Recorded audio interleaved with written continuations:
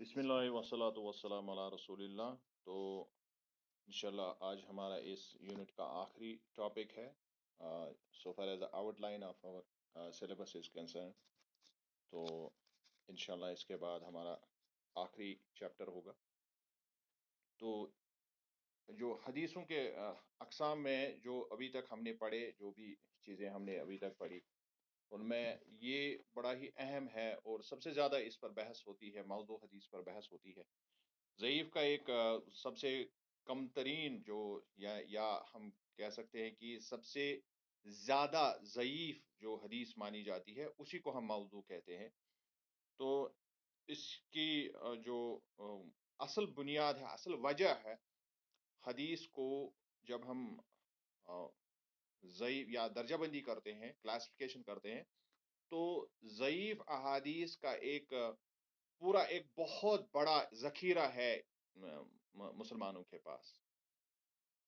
समझने की बात ये है, मैं ये बात क्यों बता रहा हूँ आपको कि मतलब इट्स नॉट आवर प्रेरोगेटिव, यानी जो आम इंसान है, ये उनका हक नहीं बनता है कि वो किसी हदीस पर बहस करे। बल्कि जब भी वो किसी हदीस के बारे में सही, हसन, दईफ, मौजू या कि इस तरह की इस्तिलाह इस्तेमाल करे, तो वो ये कहे कि कौन सा जो स्कॉलर है हदीस का, जिसके मुताबिक मैं ये बात कर रहा हूं। मतलब यूजुअली ये एटिकेट जो है, ये तरीक़ेकार जो हम ये इस्तेमाल नहीं करते हैं, और उम्मत में ये बहुत बड़ा फितना है इस वक्त कि जो भी शख्स मतलब दो चार अल्फाज कहीं पर पढ़ लेता है तो फिर वो मतलब फतवा लगाना शुरू कर देता है। It's not our prerogative.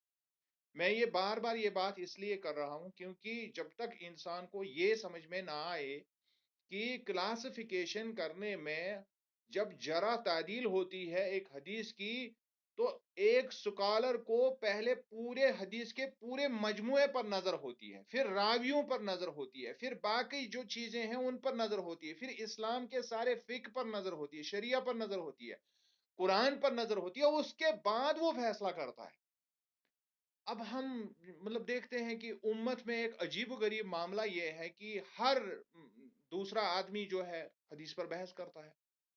तो it is not good.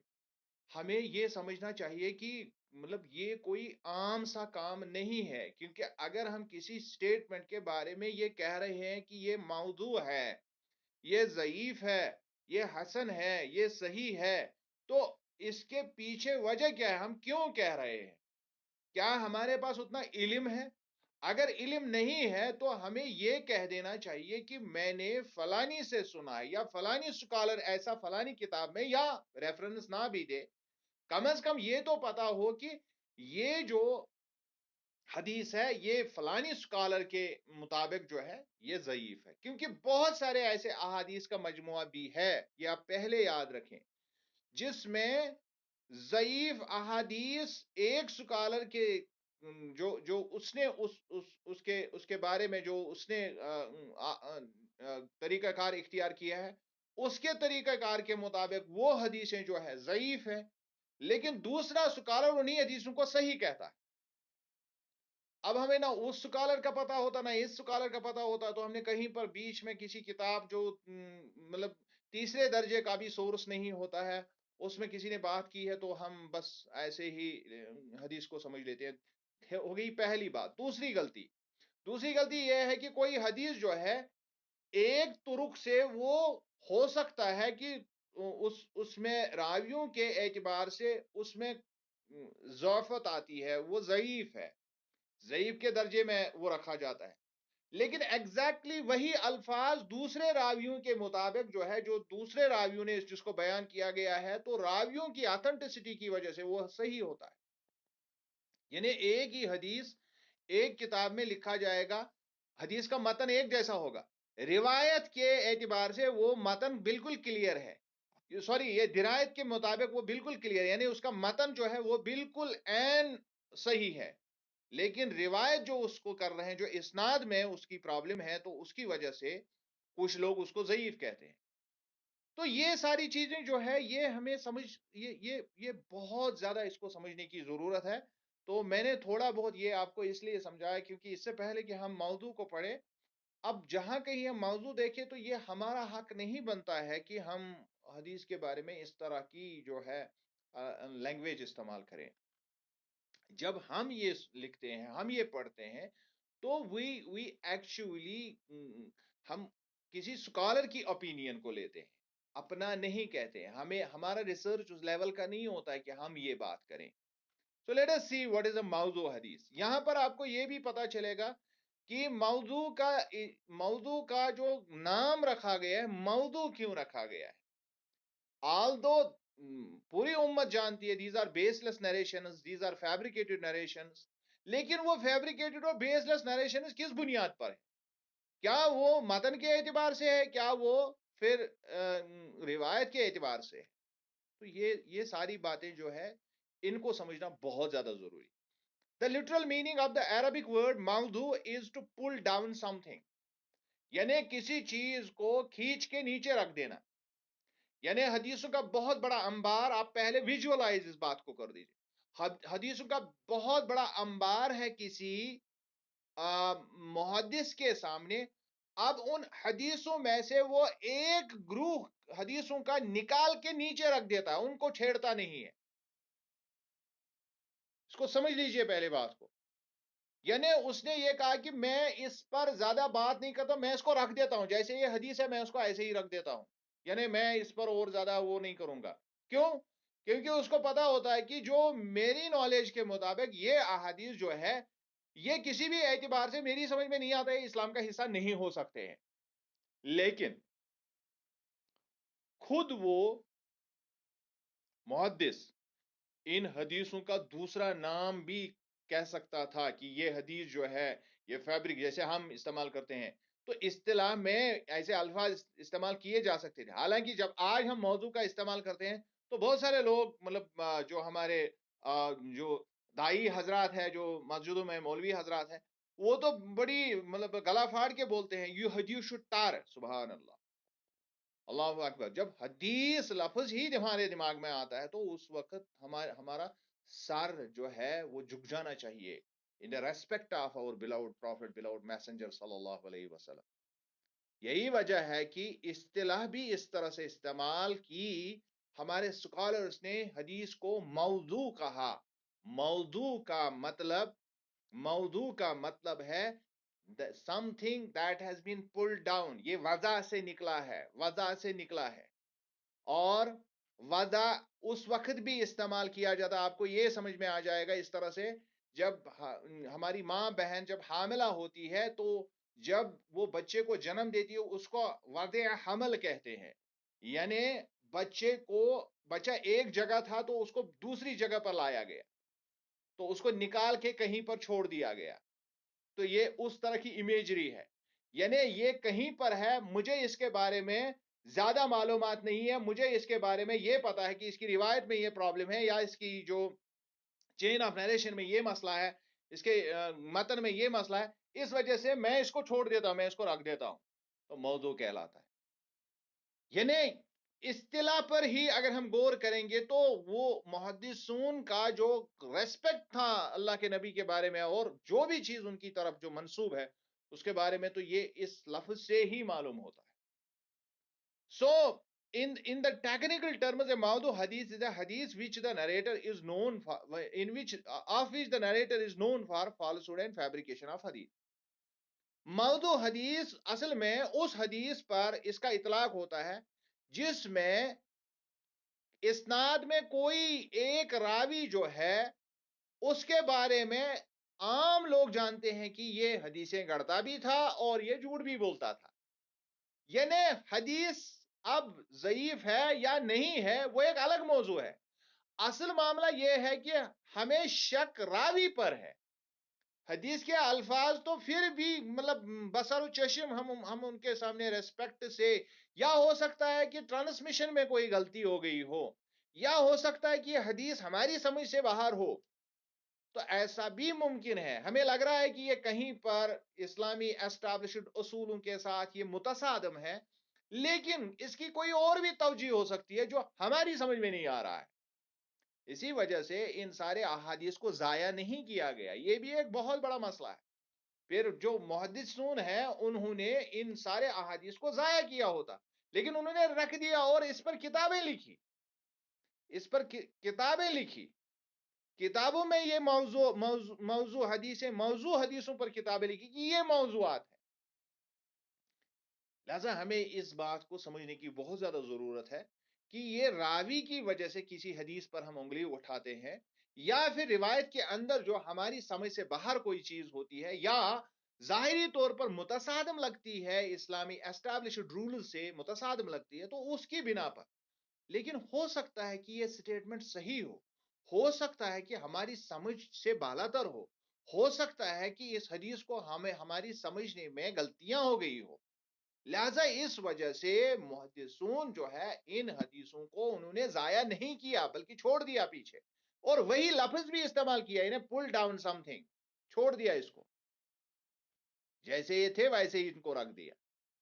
So we should understand this. یہاں سے پتا چلتا ہے کہ مقام کیا ہے رسول اللہ صلی اللہ علیہ وسلم. جن چیزوں کے ساتھ ان کا نام منسوب ہے تو ان کے ساتھ ہم، اور ہمارے دماغ میں کس طرح سے جب ہم اللہ کے نبی صلی اللہ علیہ وسلم کی بات کریں گے تو اس وقت ہمارا حال کیا ہونا چاہیے. We should bow down. ہمیں اس وقت اپنی گردن کو جھکانا ہے، کیونکہ قرآن کی کلیئر انڈیکیشن ہے لا ترفعوا اصواتکم فوق صوت النبی. اپنی آواز کو اونچی مت کرو جب اللہ کے نبی کی آواز ہوگی. What does it connotes today? اگر صحابہ کو یہ پوچھتے تو ان کا مطلب سیدھا تھا کہ جب مجلس میں اللہ کے نبی بات کر رہے ہیں تو ہمیں آواز اونچی نہیں کرنی چاہیے. ہمارے لیے اس کا کیا مطلب ہے؟ ہمارے لیے یہ مطلب ہے کہ کوئی کہہ رہا ہے کہ یہ حدیث ہے، although you know کہ یہ موضوع حدیث ہے، اس نے حدیث کہا، رسول اللہ صلی اللہ علیہ وسلم سے منسوب کیا. now you should be very humble.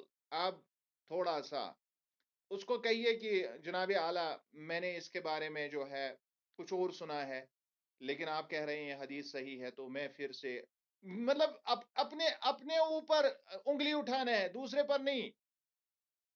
اپنا انٹراسپیکشن اس وقت کرنا ہے، اپنے آپ کو کنٹرول میں کرنا ہے، اپنی حقیقت کو جانچنا ہے. یہ نہیں کہ ہم تخت مشق بناتے ہیں اللہ کے نبی کے ساتھ جو کلام منسوب ہوتا ہے. This is very bad, this is very wrong.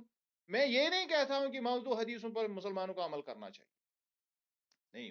we have lost the reverence, we have lost the respect for the prophet صلی اللہ علیہ وسلم by this very جو یہ ہمارے اندر جو یہ ایک طرح کی وبا پھیل گئی ہے، اور نہ حدیثوں کا ہمیں پتہ ہوتا ہے، نہ حدیثوں کے علوم حدیث پر کوئی نظر ہی نہیں ہوتی ہے.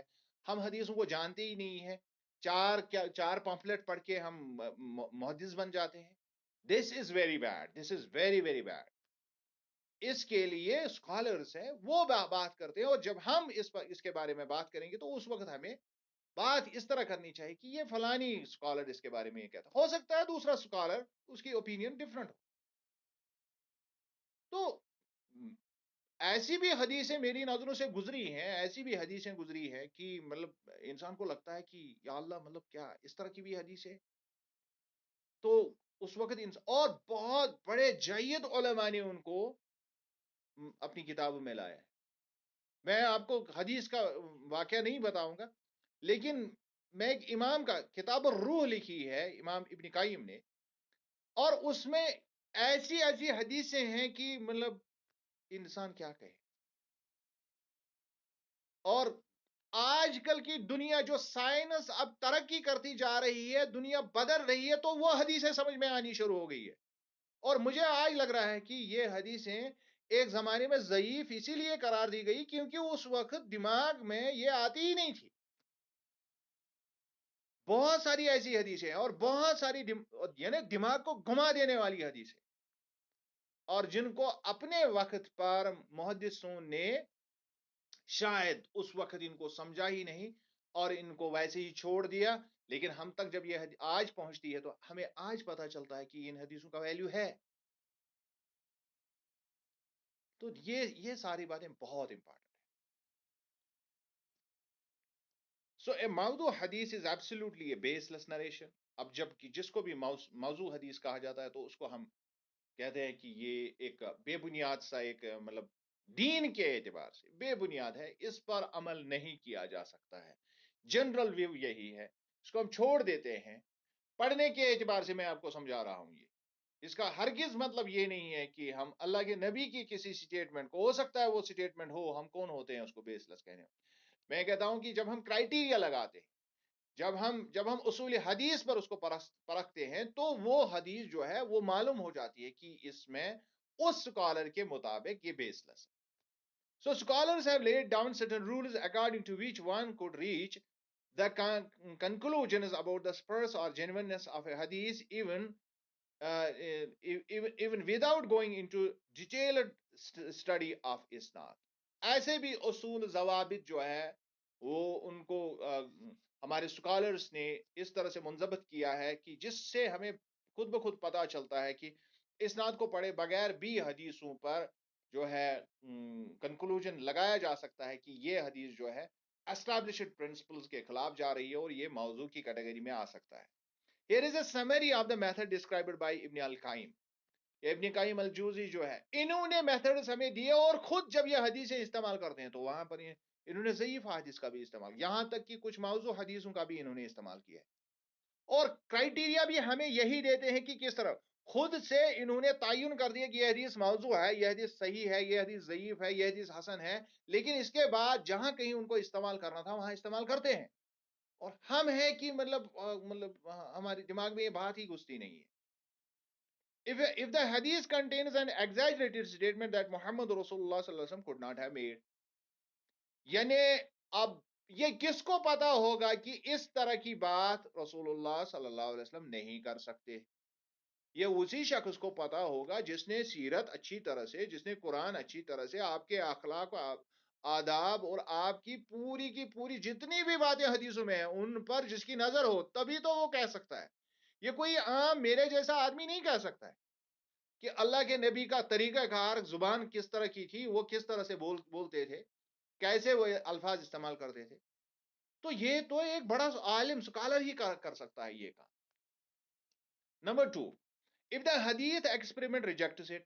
اب چونکہ حدیث کا اپنا ایک طریقہ کار ہے، جب حدیثوں کے علم میں انسان جاتا ہے تو وہاں پر حدیثوں کا چونکہ یہ ایک ہی شخص سے اس کا جو ہے ان کا وجود عمل میں آیا ہے. سارے کے سارے احادیث جو ہے they go back to our prophet صلی اللہ علیہ وسلم.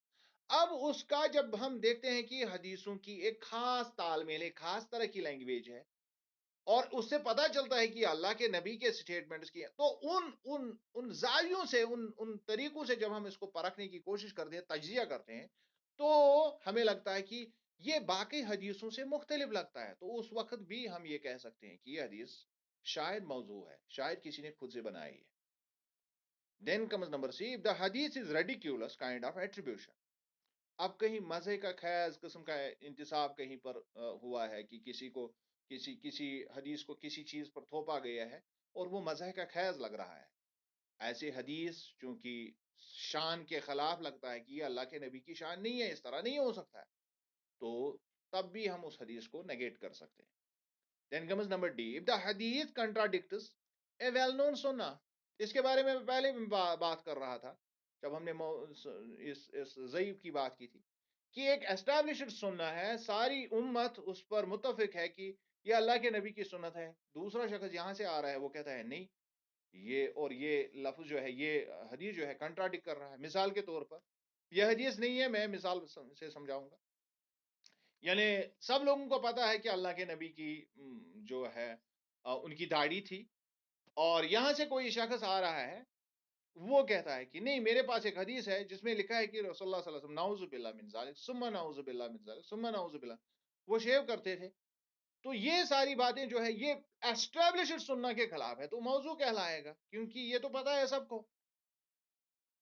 Then comes number E, if the hadith attributes a statement to Muhammad Rasulullah sallallahu alaihi wasallam which was supposed to have been made in the presence of thousands of companions. اس پر بھی میں نے پہلے بات کی کہ کوئی ایسا شخص آ رہا ہے کوئی سٹیٹمنٹ لے کے، ایک ایسا سٹیٹمنٹ بول رہا ہے جس کا تقریباً سارے کمپینین اس کو کیونکہ یہ اتنا اہم لگتا ہے، اتنا ضروری لگتا ہے دین کے اندر، اور دماغ یہ بولتا ہے، دماغ یہ کہتا ہے کہ دیکھیے یہ حدیث سب کمپینین اس کو معلوم ہونا چاہیے، لیکن چند ایک لوگ بول رہے ہیں، یعنی شاذ کی اس میں پرابلم ہے، but all of them supposedly can concealed it, اور ایسا لگ رہا ہے کہ سب نے اس کو چھپا لیا اس حدیث کو، صرف ایک شخص بول رہا ہے یا دو آدمی بول رہے ہیں، تو اسی کو جب ہم نے وہاں پر دیکھا تو اسی کو ہم شاذ بھی کہتے ہیں. Then number F, if the statement has no resemblance to other statements of the Muhammad Rasulullah sallallahu alaihi wasallam, sounds like the sayings of mystics or medical practitioners. اب ایسے بھی احادیث ہیں جو ہمیں ملتے ہیں لیکن اصل میں وہ احادیث نہیں ہیں، وہ اس زمانے کے بعد جب حکما یا جو اتباع تھے، طبیب، ڈاکٹرز، بڑے بڑے لوگ جو فلاسفرز تھے، ان کے بھی اسٹیٹمنٹ عربی میں ان کے بھی سیئنگز تھے. لیکن عام طور پر جب لوگ ہیں جب وہ اچھی بات سنتے تھے تو اس اچھی بات کو فٹافٹ وہ ایٹریبیوٹ کرتے تھے رسول اللہ صلی اللہ علیہ وسلم، وہ سمجھتے تھے کہ یہ رسول اللہ صلی اللہ علیہ وسلم نے کہا ہوگا. تو ایسی بھی بہت ساری چیزیں جو ہے حدیثوں میں ضم ہو گئی، اور پھر جب محدثوں نے ان چیزوں کو جب ان کی جو کلاسیفیکیشن کی تو وہاں سے انہوں نے یہ چیزیں جو ہے الگ کر دی کہ یہ اصل میں سیئنگس ہے کسی اور کی، کوئی سینٹ ہے، کوئی اللہ کا ولی ہے یا کوئی حکیم ہے، اس نے یہ بات بتائی ہے، تو اصل میں یہ اللہ کے نبی کا سٹیٹمنٹ نہیں ہے. تو ویسے بھی ممکن ہے کہ بہت سارے سٹیٹمنٹس کو ہم حدیث سمجھتے ہیں جبکہ وہ سینٹس کی سیئنگس ہے یا میڈیکل پریکٹیشنر ڈاکٹروں کی سیئنگس ہے. Then comes number G. If the hadith contradicts the clear and obvious meanings of the Quran, inadequate in its style, یا اگر اس طرح کا بھی کوئی حدیث ہو سکتا ہے جو قرآن کی مخالفت کر رہا ہے اور اس کا انداز بھی ناکافی ہے، جو حدیث کے اعتبار سے جو انداز اس کا ہونا چاہیے وہ بھی ناکافی ہے، اور دوسری طرف قرآن کے بھی خلاف جا رہا ہے، تو ایسی حدیث کو بھی ہم موضوع کے ہی کیٹیگری میں رکھتے ہیں. Besides these general rules, the entire system of isnad has to be applied to detect the fabrication. یہ جو چیزیں ہم نے بیان کی یہ ابن قیم کے مطابق ہے کہ عام طور پر آپ کیسے اندازہ لگا سکتے ہیں کہ یہ حدیث جو ہے ضعیف ہے، موضوع ہے. اس کے بعد آتا ہے وہ اسناد، وہ سرٹیفکیٹس والا معاملہ جو ہم نے صحیح کے بارے میں، وہاں پر بھی اگر کہیں پر کوئی گڑبڑ ہمیں نظر آتی ہے تو سیدھے یہ ضعیف میں جاتا ہے، اور ضعیف سے پھر موضوع میں کس طرح ہم لے آتے ہیں اس کو، اس کی اپنا ایک پروسیجر ہے. تو اس پر پھر یہ باقی سارے پرنسپلز اپلائی ہوتے ہیں، اور اس کے بعد ہم یہ طے کرتے ہیں کہ اس کو موضوع کی کیٹیگری میں رکھ دینا چاہیے. سو آئی ہوپ آپ نے اس کو مطلب جو حت الوسع میں نے کوشش کی کہ آپ کو کم از کم یہ حدیث کے بارے میں یہ فرسٹ ہینڈ نالج کہ کس طرح سے ایک حدیثوں کی جو کلاسیفیکیشن ہوتی ہے وہ کس طرح سے ہوتی ہے، اور یہ کتنا اہم موضوع ہے ہمارے لیے، اور یہ کتنا سیریس ٹاپک ہے، کیونکہ اس میں ایمان ہمارا شامل ہے، اور ہمیں بہت ہی محتاط رہنے کی ضرورت ہے اس معاملے میں. اور ہم اللہ سے دعا کرتے ہیں کہ کسی بھی جانے انجانے میں بھی ہم سے کوئی ایسی غلطی سرزد نہ ہو جائے حدیثوں کے بارے میں کہ ہم کسی سٹیٹمنٹ کو ریجیکٹ کریں یا اس پر بحث کریں جبکہ وہ اللہ کے نبی کا سٹیٹمنٹ بھی ہو سکتا ہے. سو آئی ہوپ کہ یہ چیز آپ ہمیشہ جب بھی آپ جس بھی فرقے سے تعلق رکھتے ہو یہ ہر ایک پر لازمی ہے، چاہے اس کے فرقے کے خلاف کوئی حدیث جا رہی ہے یا اس کے سپورٹ میں جا رہی ہے، ہمارا کرائٹیریا یہ ہونا چاہیے کہ ہم کم از کم آنےسٹ رہیں، اللہ کے نبی کے احترام اور ان کے اقوال پر ہم اس کو اس نظر سے، اس لیول سے دیکھیں جس لیول سے ہمارے بزرگوں نے کہا بعد از خدا بزرگ تو ہی قسم مختصر، یعنی اللہ کے بعد اگر کسی کے سٹیٹمنٹ کے سامنے ہمیں جھکنے کی ضرورت ہے تو وہ ہے اللہ کے نبی کی سٹیٹمنٹ. لہٰذا ہم اپنے ایمان کو دو دو ہاتھوں سے مضبوطی سے پکڑے، کیونکہ یہاں پر جو ہے یہ ہمارے ایمان کو، جس کو ہم کہہ سکتے ہیں کہ مطلب بالکل اس کی دجیاں بکھیر کے رکھ دے گا اگر ہم کہیں پر بھی رسول اللہ صلی اللہ علیہ وسلم کے کسی بھی سٹیٹمنٹ اب میں اکڑ گئے، اپنی ذات اس میں ڈال دی، اور اس کے بعد ہم اللہ نہ کرے ایسا کہ ہم ایسی مصیبت میں بھی پھنس سکتے ہیں کہ ہمارے ایمان کا بھی خاتمہ ہو سکتا ہے اس سے. آئی ہوپ کہ یہ ساری چیزیں آپ ہمیشہ دماغ میں رکھیں گے. اگر کوئی کوشچن ہے اس بارے میں تو یو کین آسک.